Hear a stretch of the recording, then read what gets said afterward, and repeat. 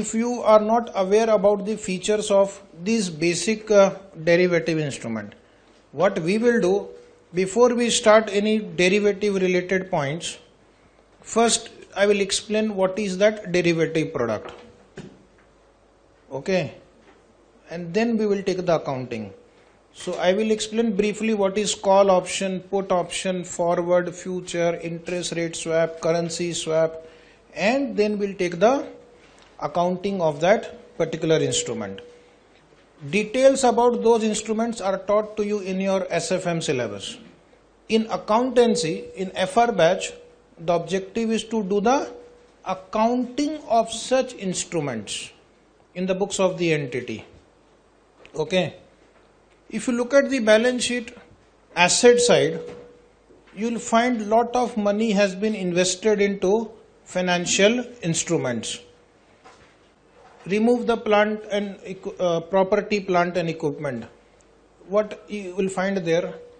You will find you have trade receivable, that is also covered by the standard. You will find you have investments, that will be covered by the standard. Cash and bank balance, that will also be covered by the standard, right? Loans and advances, that will be covered by the standard. Any derivative contract you have entered into will be covered by the standard. Now,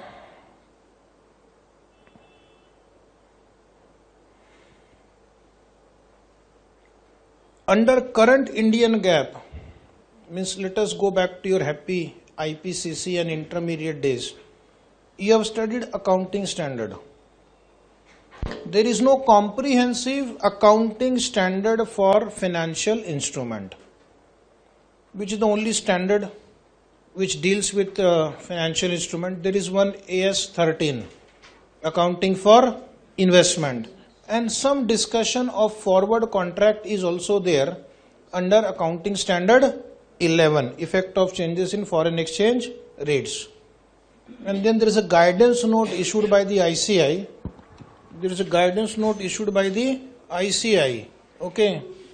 There is a guidance note issued by the ICI dealing with derivatives. Dealing with derivatives. There is a guidance note issued by ICI dealing with derivative. This is the only document commentary available on financial instrument in our accounting standard and guidance note. But under Ind AS, there are 3 comprehensive standard drafted on financial instrument: 109, 107 and 32. The scope of financial instrument is so wide that it could not be contained in one single standard. So one standard 32 only deals with presentation of financial instrument. How the financial instrument should be presented in the balance sheet, profit and loss statement. One standard is only for disclosure requirement. All disclosure relating to financial instrument, they have shifted to one standard called disclosure. Financial instrument disclosure, Ind AS 107. Right.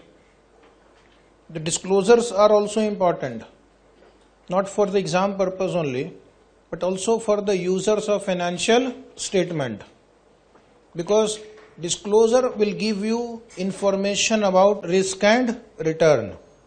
That will help the investor to evaluate the performance, understand the risk and take a more informed decision. Okay.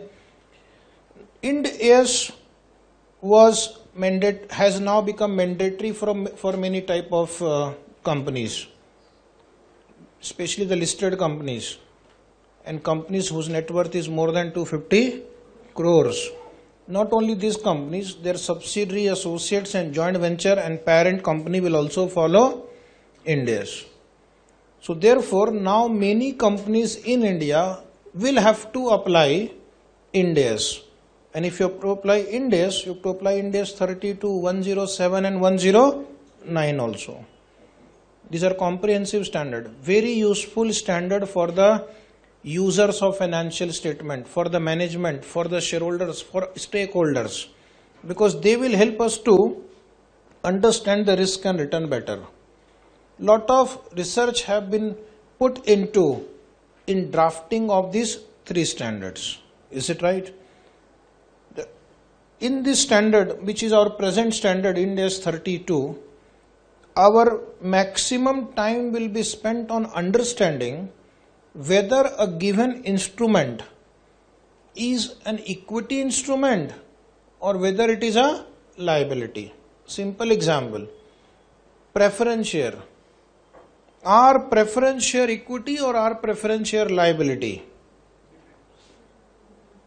What you have been doing so far in your 11th standard, 12th standard, CPT or foundation, intermediate or IPCC, what you have been doing? You have been putting it under the head share capital. Yes or no? And if you are putting it under the head share capital, it means it is an equity. But is it an equity under Ind AS 107, 109 and 32? Depends. I cannot say yes, I cannot say no. It depends on what are the features of that instrument. Is it right? So preference share now mostly would be a liability in India. Most probably preference share would be a liability instrument in India. Why? Because there are obligations to pay the principal amount on maturity. You cannot issue an irredeemable preference share. So ultimately you have to pay the amount back to the holder of the preference share instrument. And the moment there is an obligation to pay cash or another financial instrument, that asset or that instrument becomes a liability for the organization. So going by the Companies Act, companies cannot issue irredeemable preference share. Company have to issue redeemable preference share even though it may be after 20 years. So that is one example. Does it affect the investors community? Yes. Formula of debt equity ratio, debt upon equity. So far you have been taught equity includes preference share capital also. So earlier my debt equity ratio was lower because preference share was added along with the equity share capital. Now preference share will be added along with debentures and loans. So your debt equity ratio will shoot up. Does it matter if your debt equity ratio goes up? Yes, your further borrowing capacity gets reduced. Okay, banks, lenders, shareholders, investors may not invest in companies which have high debt equity ratio. So just because the presentation of preference shares have changed, the debt equity ratio have changed, companies borrowing ability, okay, raising of funds ability gets affected, right? Now preference dividend that you will pay on a preference share classified as a liability will appear as an expense in the P&L account. Will appear as an, so your profit will get reduced now. Your profit will get affected. Profit will get affected means your, let us say, return on investment and such ratios which are linked to the profit figure of the company will get affected, right? If you have issued a convertible debenture, in this standard we will see later, you have to divide that convertible instrument into two. Some portion of it is liability. That is the amount of cash that you have committed to pay will be a liability. But balance portion can be treated as equity. So therefore what you have been doing so far for convertible debt instrument, in your intermediate syllabus, bank account debit to debenture account. Debenture appears in balance sheet as a liability full amount. Now bank account debit to debenture liability some portion, say 70 rupees, to equity 30 rupees, because some portion is equity in that instrument. That is written here. The distinction between equity and liability itself will now need careful consideration with the substance rather than legal form driving the classification. This standard focuses more and more on two things: substance over form and fair value. like a convertible debenture. It is one instrument. Legally it is one instrument, but for an accountant it is a combination of two instruments. It has some equity component, it has some debt component. Since the accounting of equity and debt is different, the standard says divide. Equity, debt. Debt accounted like a debt. Equity accounted like a equity. Okay, so this will again affect my debt equity ratios, many performance ratios. Okay. Under Indian GAAP, the use of fair value is limited to current investment. Indian GAAP, when I am saying, it means your accounting standards, okay, which you have learnt in earlier syllabus, where fair value was not used much. Only for valuation of current investment, if you remember AS 13 says current investment will be valued at lower of the two, cost and fair value. That's it. Otherwise, most of the standard deal with historical based accounting only. Long term investment under AS 13, usually at cost. If there is a permanent decline, make provision. But under Ind AS, in the beginning only, all financial instrument will be measured at fair value, and many financial instruments subsequently will also be measured at fair value. So fair value will get lot of importance in this standard. In some problem we have to learn how to compute the fair value also. Present value calculation. Under Ind AS, an entity will be required to classify financial assets as subsequently measured either at amortized cost or fair value on the basis of both the entity's business model for managing the financial asset and contractual cash flow characteristics of the financial asset. Beyond the scope of your intelligence right now, this paragraph. Okay. In the next chapter 109 we will see financial assets are classified into amortized cost category or fair value category depending upon what is the intention of the management. The intention of the management can be to buy and sell the financial asset. The intention of the management can be to hold the financial asset till maturity. Okay, so accordingly the classification will be done. So that we'll discuss in the next chapter. Therefore, a substantial amount of judgment will now be required to determine the correct classification. So one of the challenges before the accountants today in corporate offices is what should be the classification of this financial instrument.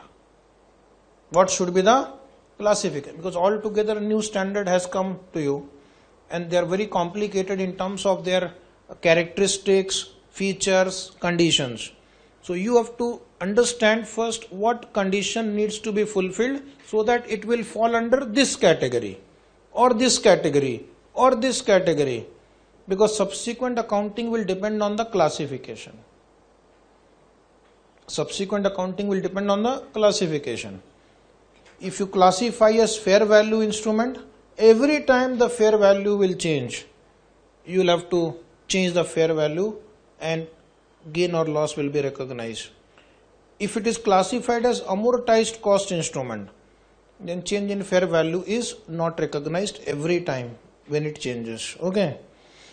So I have made a small summary of what we are going to do. These three standards are comprehensive standard on financial instrument. Focus of these three standards is on substance over legal form. All financial instrument will initially be measured at fair value. Subsequent to initial recognition, the accounting depends on the classification. Day one accounting may be same for all of them, almost same. I won't say same, but almost same, irrespective of the type of financial instrument. But subsequent accounting will depend on the classification. So in this standard, financial asset will be divided into three categories And financial liability would generally be divided into two categories. So which are the three categories of financial asset? Today just basics. Detailed discussion later. First is called amortized cost category. Second is called FVTOCI. FVTOCI? Fair value through other comprehensive income. Which means if the fair value of these instruments will change, that will be routed through other comprehensive income segment of the statement of profit and loss, part B. And then FVTPL. What is FVTPL? Fair value through profit and loss account. It is similar to the second category, but the change in fair value is routed through profit and loss account. Lot of criticisms have come for issuing this standard. Why? Because now if there is a increase in fair value, it is a gain. I purchased share of Reliance for 500 rupees. Price has become 1000 rupees at the end of the year. So this standard will allow me to recognize the unrealized gain in the P&L account. In the P&L account, because it says FVTPL, change in fair value, whether gain or loss, will be recognized in profit and loss account. So even though only the value has changed, I will pass the entry investment in Reliance Industries share account debit to P&L account. Allowed. So which accounting concept we are violating here? Which you have been learned, which you are learning since ages. Which accounting concept we are violating when we are recognizing the unrealized gain in the P&L account? Concept of prudence, concept of conservatism. When I was in 11th standard in accounts batch, the teacher said accountant should be little conservative. Anticipated loss can be recognized, but anticipated gain should not be recognized unless it is actually realized. And when I came to final, now my teacher says fair value gain can be recognized. Whom should I understand? Should I listen to my 11th standard teacher or the CA final teacher? Or should I go and take refund from that 11th standard teacher for giving us wrong information? Is it right? In India, this Ind AS got delayed for many years. You may not be aware. We wanted to introduce in India somewhere around 2008. 2008, we started the process. But then every time the institute wanted to implement it, government wanted to implement it, our CAs like you, they will say no, it will violate the concept of prudence. Is it right? But then now we have decided to go ahead. Okay, we have to become a global superpower. So our financial statement should also be as per international standard. Our financial statement should be what the foreign investors want. Is it right? So basically the thinking process has changed from a P&L account centric financial statement to a balance sheet centric financial statement. Balance sheet should be correct. Balance sheet should be as correct as possible. P&L account is a residual statement. So in balance sheet, my asset, liabilities, as far as possible, should be close to their fair value. Is it right? Should be close to the fair value. So if somebody wants to know what is the net worth of this company, he should get a more realistic figure. My present accounting standard and what is taught in my 11, 12 BCom classes gives me a balance sheet which is actually useless. It is only for filing some income tax return and some company law return. It is of no use to the investor. There the investment in Reliance share may be appearing at 50 lakh rupees, whose market price right now is 2 crore rupees. But that the investor will never get to know. Is it right? Land may appear at 2 lakh rupees, purchased in 1985. Now it is worth 2 crore rupees. 2 lakh rupees still appears in the balance sheet. So we don't get the real net worth of the company. We don't know whether this share is worth so much amount or not. What is my source of information about a company? Their financial statement. And if that also does not tell me what is the worth of this company, how do I take the decision? So I hope you have been convinced, at least partially, why fair value is needed. Because our approach has completely changed from being a P&L account centric financial statement to a balance sheet centric financial statement. Okay. So therefore unrealized gain can also be recognized. And investors are not fools, okay. They will understand what is realized, what is unrealized, and they will take the decisions accordingly. Financial liabilities will be divided into two categories. Basically, FVTPL, same fair value through P&L account, and amortized cost category. We'll discuss what is the meaning, when do we classify in this heading, and what is the further treatment. Today's topic is just basics. 3 standards are dedicated to financial instrument. Which 3 standards? 32. 32 is called financial instrument presentation. Name of the standard is financial instrument presentation. Now what will be covered in this standard, which is my first standard in this series of 3 standards?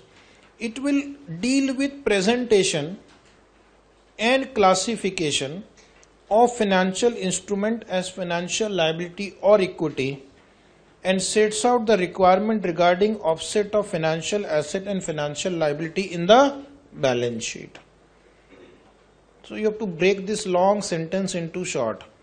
It deals with presentation of financial instrument, whether they are liability or whether they are equity.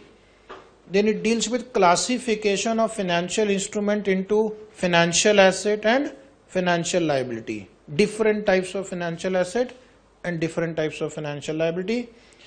And then it deals with one more important event. Can we offset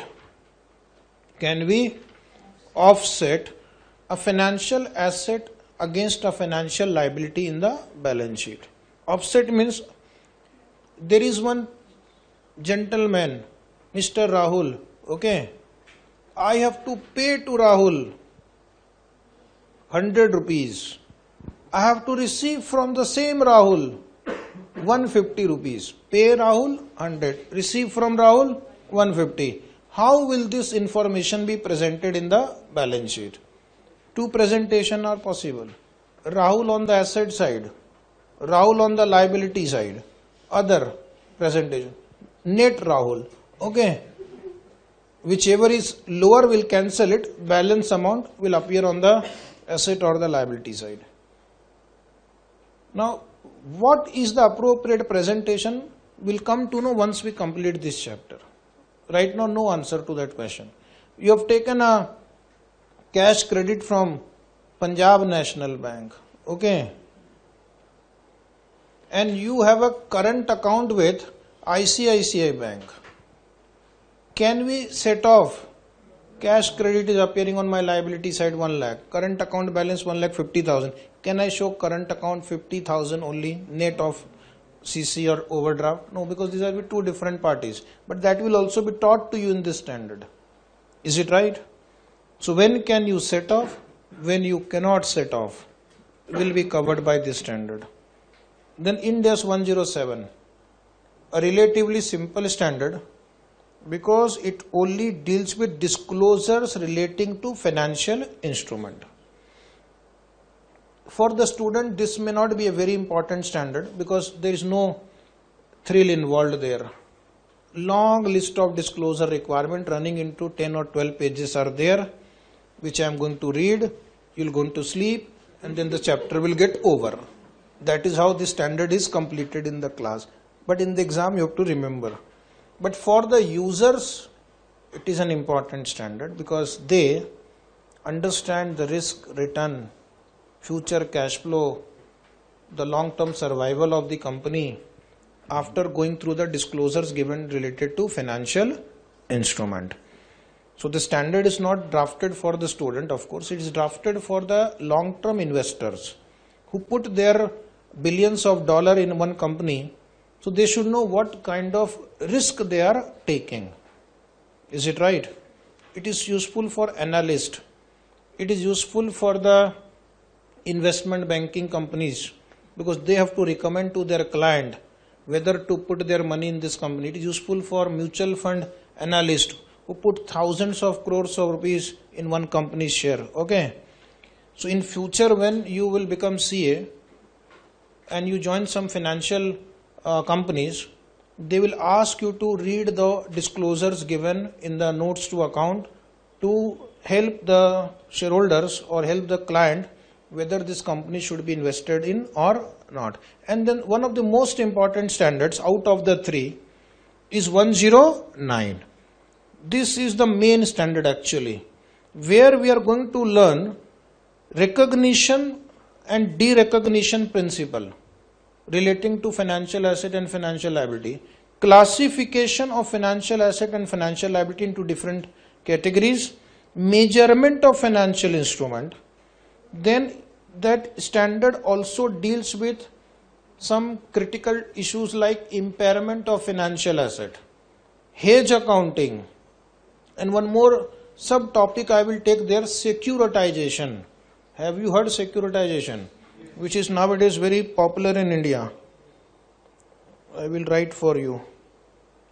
Securitization of financial asset, that means selling your financial asset to other entity, is securitization for a amount. But then how to do accounting of that?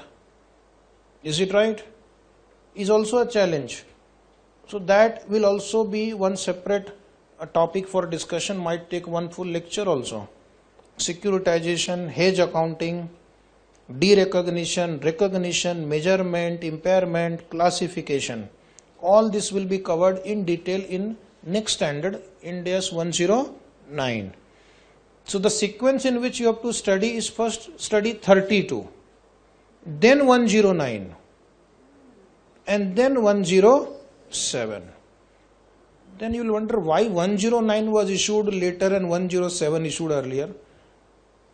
Earlier there was an old version of financial instrument, Ind AS, not Ind AS, IFRS 39. But then what they did, they scrapped that IAS 39 or IFRS 39 and issued a brand new standard 109. Okay. In USA, a lot of financial crises have taken place. In Europe also, financial crises have taken place. Although many reasons were involved for financial crisis, one reason is also investors were not given adequate information in the financial statement to take the to make decisions about the risk and return. The need of investors in present time, this financial instrument standard, which was earlier IAS 39, was completely revamped. Okay, and after 4 or 5 years of research, they came out with a brand 109, which is IFRS 9. The counterpart is IFRS 9, and we have almost copied and pasted under the name Ind AS 109, because Ind AS is a converged version of IFRS. So you can see it is a copy-paste version of IFRS subject to some minor changes here or there. Okay. What about the calculation of fair value? This standard says, I am already too tired with so many items. Please go to 113. They will tell you, they will guide you at every stage how to estimate the fair value. So that standard we will not take 113 right now. Otherwise that is also a continuity. Continue. Previous paragraph there was 2 only methods for financial liability, but 3 for financial assets. Why so? Why there are 2 financial liability and 3 financial asset? Standard setter may not have thought that as an important category. Is it right? So assets are given more priority than the liability as far as accounting is concerned. Liability is a liability, but asset have a lot of role in the company's valuation. We need to understand the risk and return of asset more. So hence more emphasis is on the asset part compared to the liability part. That may be the reason. Now our Ind AS 32 starts after that common introduction of all the three standard. First we'll begin with the objective of Ind AS 32. Already discussed in the first page. Once again, no problem. This standard will deal with basically three items. First is classification of financial instrument into financial asset, financial liability and equity instrument. That means we will see the definition of financial asset, financial liability and equity, and then how it will be presented in the balance sheet. Then it also deals with the classification of related interest, dividend, gains and losses. So if you have a financial liability, you pay interest on that. If you have equity, you pay dividend on that. So dividend paid on preference share. Tell me, is it a dividend or an interest? Dividend paid on a preference share. Now it depends on whether it is a liability or equity. Accordingly, it will be placed in the profit and loss account. Similarly, a debenture which meets the definition of equity, interesting thing, a debenture which meets the definition of equity. In form it is debenture, but in substance it is equity. Then interest paid on debenture will be called a dividend in this standard. And preference dividend will be called as interest if preference share meets the definition of liability. Standard looks complicated from a distance because it will change the fundamentals of accounting, what you have been taught till yesterday and what you are going to learn now. Sometimes it is very disturbing. You will lose peace of mind also.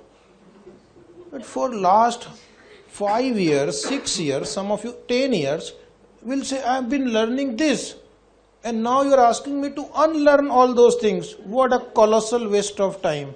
Is it right? But can't help it. We have to move forward. Okay, new system you have to learn, new concept you have to learn, and old concept you have to give up. Right? Interest on debenture is a dividend. It was a news for me. And then the standard deals with offsetting. I have given you the example of Rahul. Later we'll meet Rahul again. Okay. First we'll begin with the very basic thing. What is a financial instrument? What is a financial instrument? Is this pen a financial instrument? Mic? Book? No. Mobile? No. This tablet? No. This fan? Your fan? No. Investment in Reliance share? Yes. Debenture issued? Yes. Income tax liability payable? Stipend payable?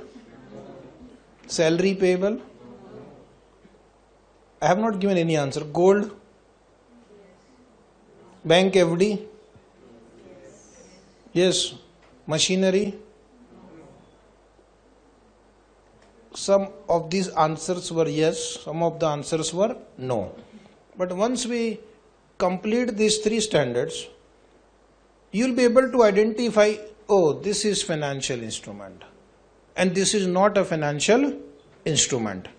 And then accordingly you will learn which standard to apply for that item. Is it right? So let us first see the definition. I have not given the answer which was financial instrument and which was not. You will answer later. All these points I will repeat. So financial instrument is defined as any contract. Now, what is a contract? What is a contract? Means there must be two parties involved. Contract means there must be two parties. okay, that give rise to a financial asset of one entity. So it is a financial asset for one party. For party A, it is a financial asset, and for party B, it can be either a financial liability or it can be equity. But for party A, it has to be financial asset. For party B, it has to be either a financial liability or it may be an equity also. For example, investment in debenture. Investment in debenture is a financial asset for party A, and debenture issued in the company's balance sheet will appear as a debenture as a liability normally. Normally debenture will be a liability, but debenture can be an equity subject to this standard, rarely. But suppose I have investment in equity share of a company. So for the party A, investment in equity share is a financial asset. But for party B, it will be a equity. Is it right? So this condition has to be satisfied. For one person, it has to be financial asset, and for the other person, it has to be either a financial liability or equity. Otherwise, it is not a financial instrument. So this pen, mic, fan, mobile, tablet are not financial asset. It is not financial asset, and hence it is not a financial liability for other party also. Now we have to know first what is financial asset, because right now it is not good to discuss whether this mic is a financial asset or not. I have not yet spoken about what is the financial asset. Is it right? So some of the example of financial instrument. This list is only for understanding. Example: trade receivable and payable, bank loan, overdraft, debenture issued, equity share, preference share, investment in securities, shares and bonds. Underline various derivatives also. Derivative example, right? Forward, future, option, swaps.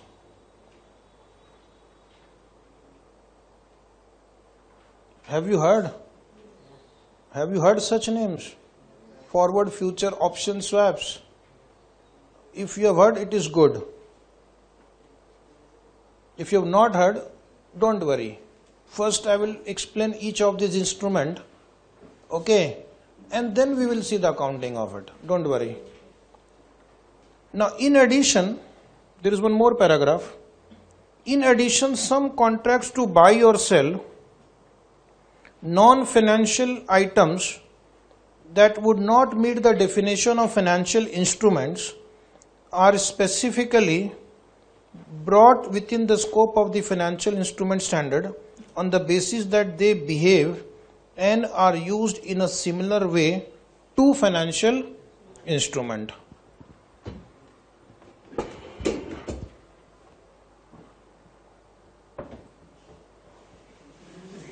Now, why you don't like me to sit? I am also a human being. Okay? So, don't laugh. This line I need to explain. Suppose there is a derivative. Derivative contracts are contracts where you enter into buy or sell something at a future date. But the price is negotiated now. Delivery will take place at a future date. On the date of entering into the contract, either no investment is required or very low investment is required. That is derivative. First, it is a contract to buy or sell something at a future date. No investment is required or very little investment is required. Derivatives can be settled in two ways. Derivative can be either settled by delivering the underlying item and receiving the cash. So if suppose there is a contract between Rahul and Donald, why are you so obsessed with this person? I don't know. Anyway, your choice. Rahul has agreed to buy 1000 shares of Reliance Industries Limited from Donald after 6 months. Rahul has agreed to buy 1000 shares from Donald after 6 months at 1000 rupees. So this will become a derivative contract. Okay.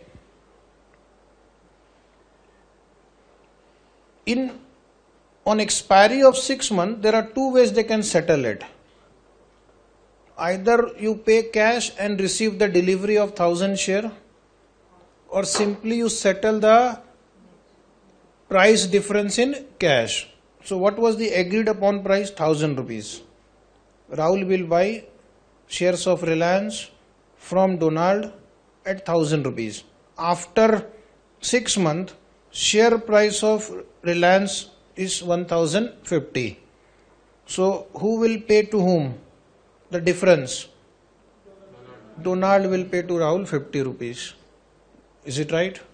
So 50 rupees Rahul will get. Now let us just change the example to explain this point. Rahul and Donald may enter into a contract to buy or sell non-financial item. So Rahul says to Donald, I want to buy gold from you. Gold is a non-financial asset. Gold is a non-financial asset. After 6 months, 1 kg gold at 35 lakh rupees. But the intention of Rahul is not to receive the delivery of gold. Rahul is betting that the price of gold will rise. Because Rahul knows Indians are obsessed with gold. Yes or no? Say yes or no, honestly. And in India, when the festival seasons are approaching, in next 2-3 months, what will happen to the price of gold? It will increase.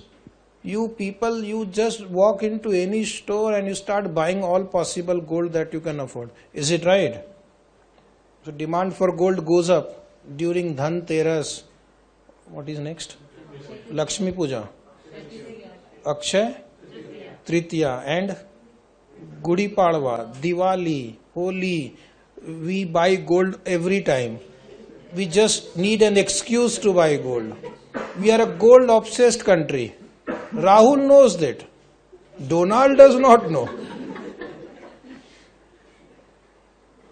So Rahul buys future on gold from Donald. Intention is not to receive the delivery. Intention is to make the profit only. Such contract will also be covered by this standard. Such contract will also be covered under the definition of financial instrument, where the contract may be to buy non-financial asset, but actual intention is not to take the delivery. I am not interested in buying gold. I am interested in only making the profit. So that will be covered by this standard. But if you are entering into a contract to buy gold and you are actually going to take gold because you need it in your business, then this standard will not be applicable. Is it right? Now if you read, understand. Some contracts to buy or sell non-financial item that would meet the definition of financial instrument, because it becomes a financial asset for one party, it's a derivative. Then it becomes a derivative, are specifically brought within the scope of this standard on the basis that they behave and are used in a similar way to financial instrument. So as the gold price will go up, the value of this forward contract will also go up. As the gold price will fall, the value of this forward or future contract will also fall. So therefore that will be covered by this standard. Now just quickly, what are the different types of financial instrument? We can classify financial instrument into basically three categories for our understanding. One is called primary instrument. They are the basic instruments. Simple example, bank FD, bond, loan, borrowing, receivable, payable, finance lease receivable, equity instrument. Normally in our accounting classes from 11th standard to PhD, primary instruments are taught. Just see whatever you have learnt. There was a chapter in your intermediate syllabus, debenture, right share, bonus share, issue of share, redemption of preference share. That is what you have been taught. Is it right? Primary instrument, basic instrument. But, hello, there are derivative instrument also. Derivative instrument. Now you in CA final, you will also see on their own they don't have any value. Derivative derive their value from another instrument.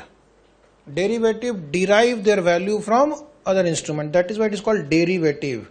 They are deriving their value from other instrument. A contract to buy or sell gold after 1 year at 32 lakh rupees.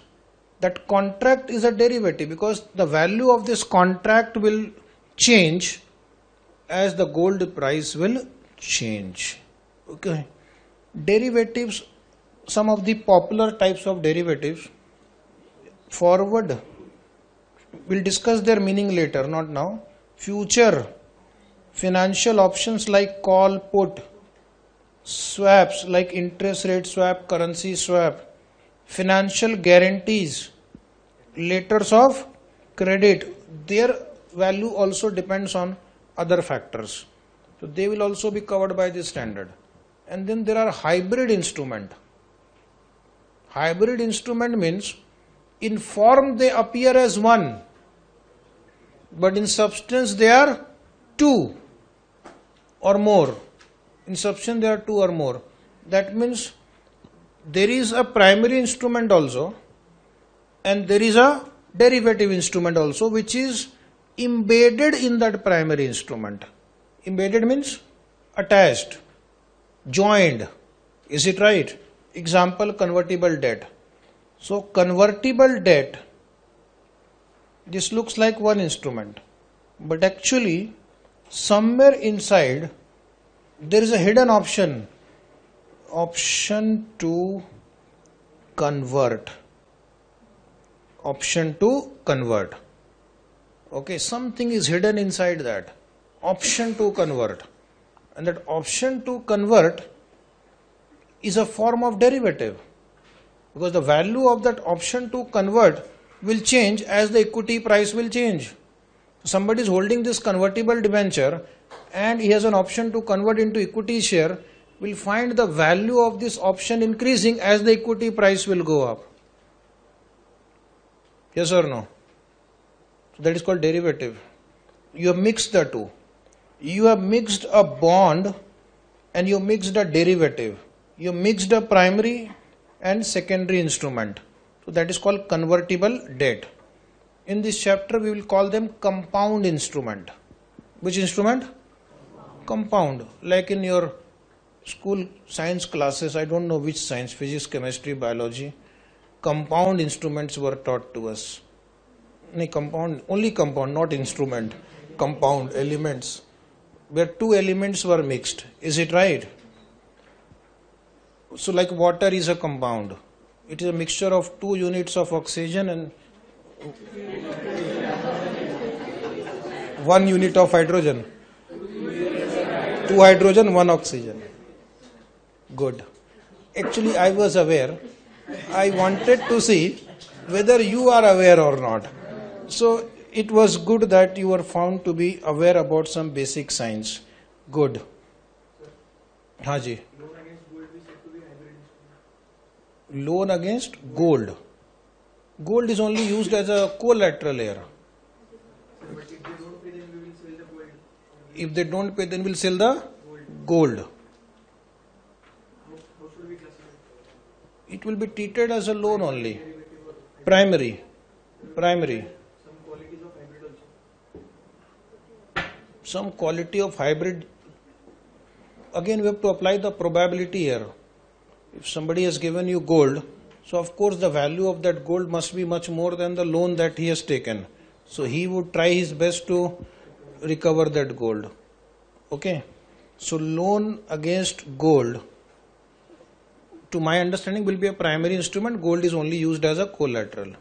But just for your information, your institute is coming out with one more Ind AS, gold loan accounting. So I advise you to pass as early as possible. Okay.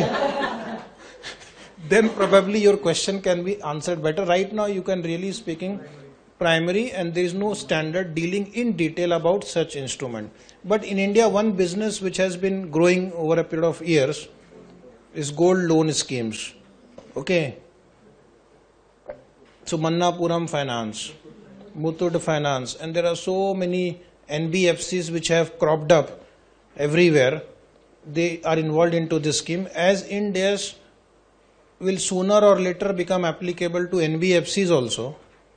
So therefore, maybe in future, the institute will come out with a standard on gold loan also. So your question will be answered better once the standard is issued. Right now, treat it as primary. Now we'll come to a small quick summary of what is the scope of these three standards. These three standards will basically deal with financial asset, financial liabilities, and equity. And equity also. But equity does not have further classification. Equity is an equity. Assets can be of three types. FVTPL, first one, FVTOCI, second one, and FVT measured at amortized cost. Subsequent accounting will be done based on one of the three only. So actually we'll discuss in detail about these three instruments in the next chapter. Today only we'll learn what is financial asset and financial liability, two categories, FVTPL and amortized cost category. There is no FVTOCI. Why there is no FVTOCI category? Standard wants to give more importance to asset side. Okay, that may be the reason. Now, very, very important. What is financial asset? Whether this mic, this pen, this mobile, this camera, this fan, gold in the bank locker, are they financial asset? Stipend receivable. Right now, stipend receivable. Okay. When we'll go to liability, stipend payable. Are these liabilities or not? So, following features must be satisfied.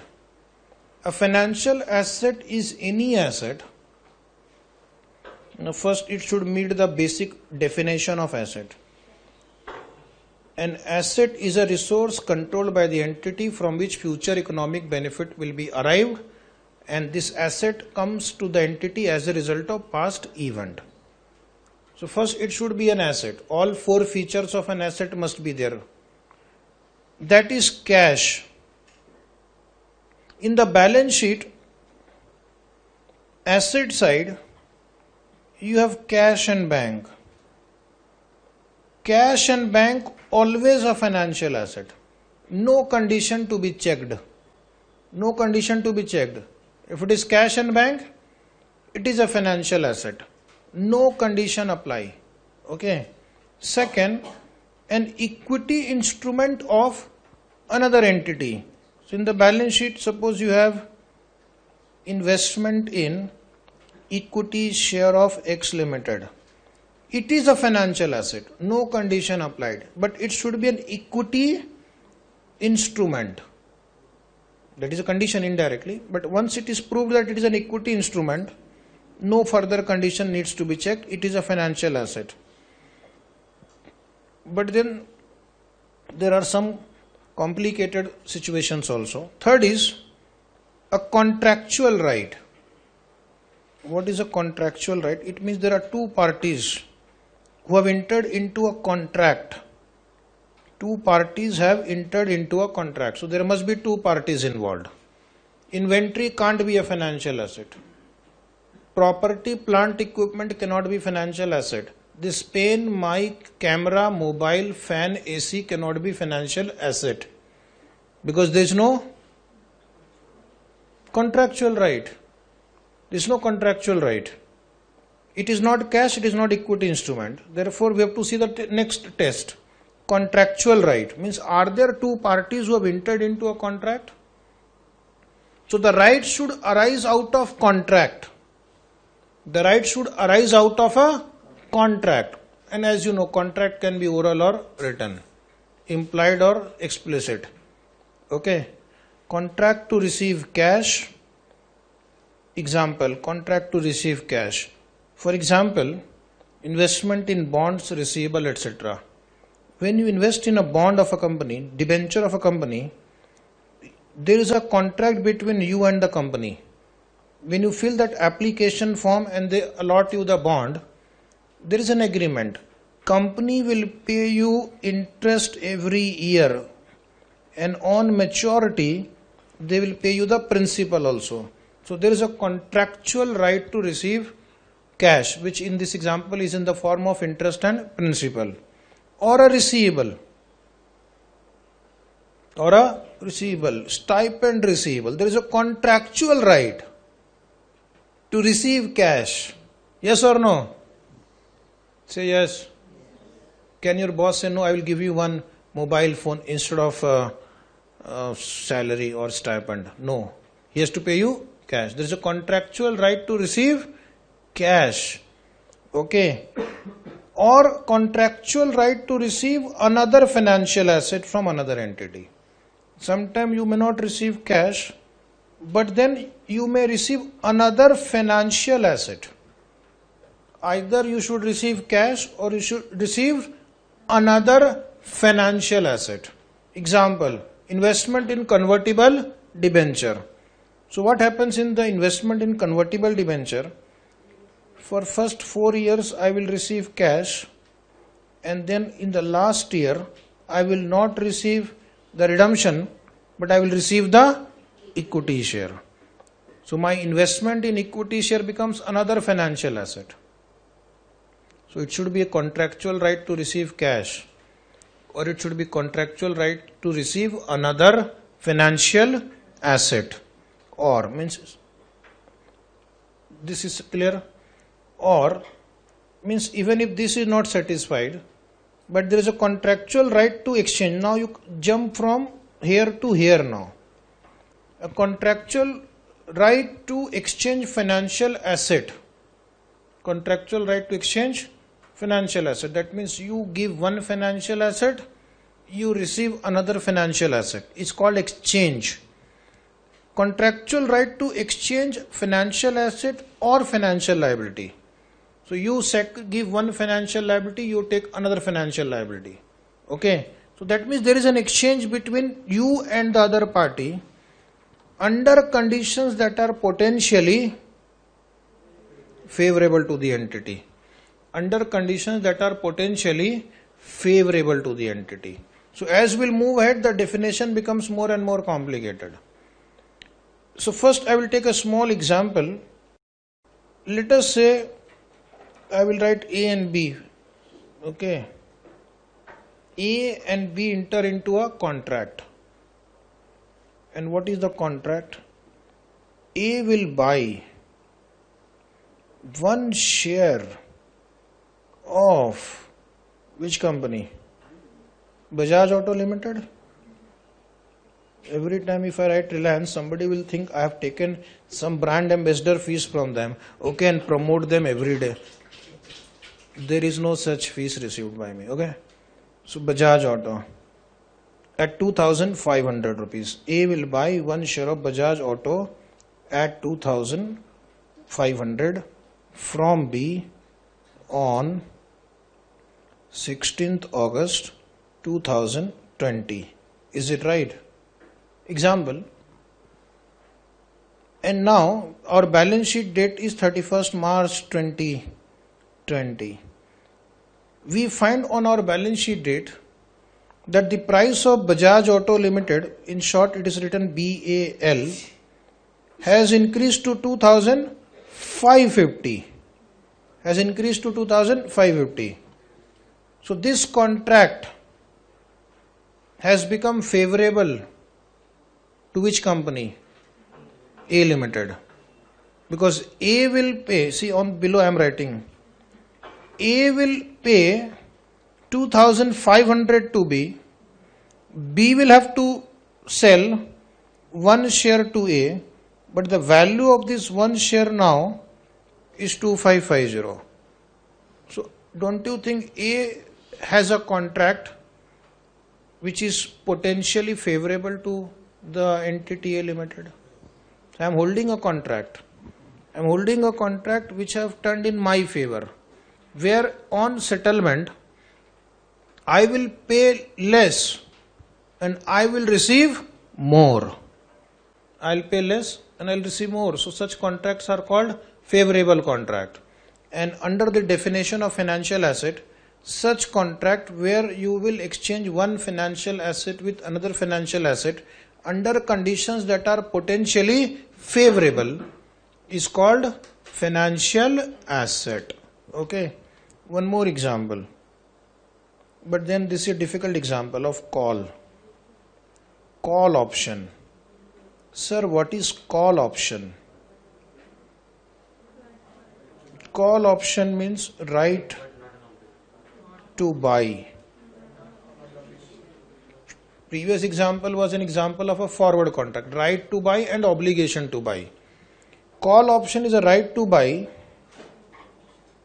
but not the obligation to buy. Okay, this is usually the definition of call option given.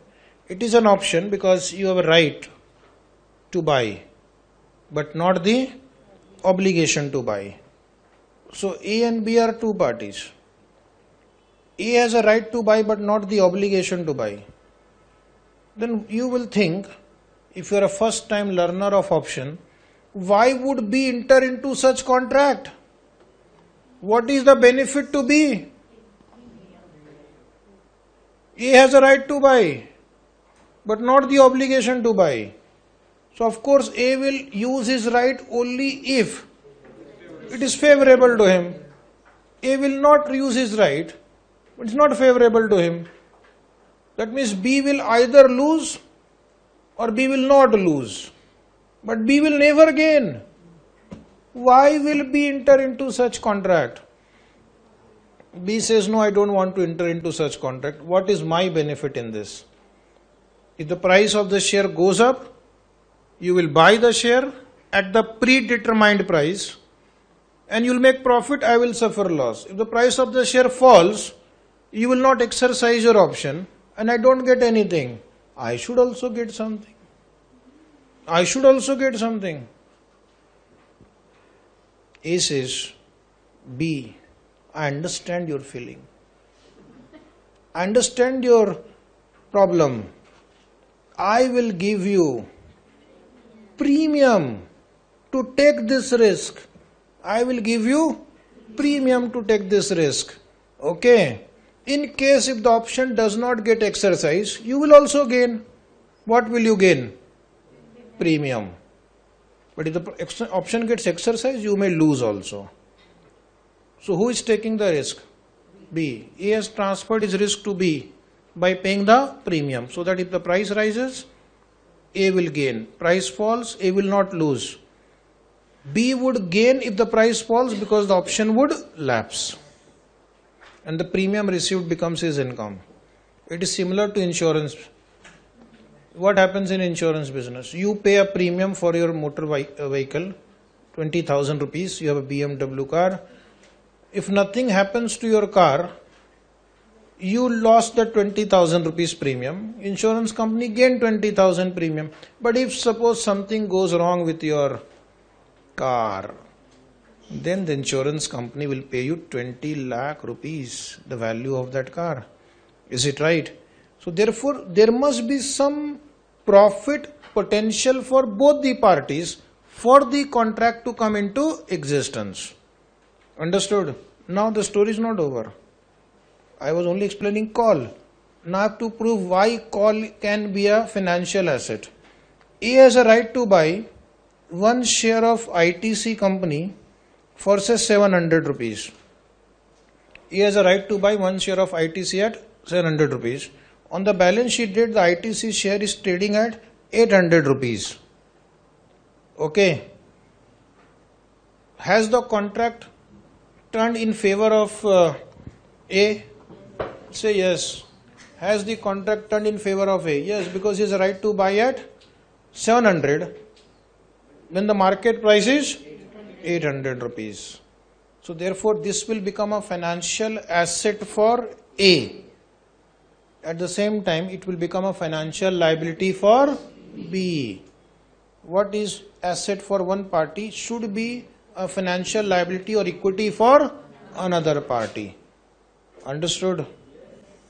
So now we'll continue tomorrow.